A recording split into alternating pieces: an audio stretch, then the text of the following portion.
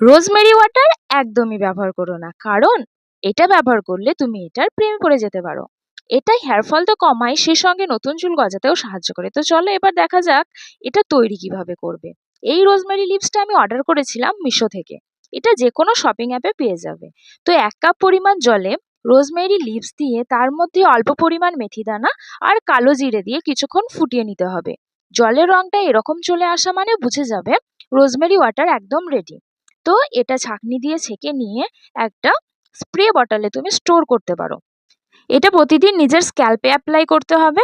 এটা চুলের গোড়া শক্ত করে এবং ব্লাড সার্কুলেশনকে ইমপ্রুভ করে, যাতে চুল খুব তাড়াতাড়ি বেড়ে ওঠে এবং চুল পড়া একদমই কমে যায়। তো ঘন লম্বা চুল পাওয়ার জন্য রোজমেরি ওয়াটার অবশ্যই ব্যবহার করো। এটা আমার সেকেন্ড টাইম, আর আমি আগে অ্যাপ্লাই করে দেখেছি, এটার রেজাল্ট খুব ভালো আসে।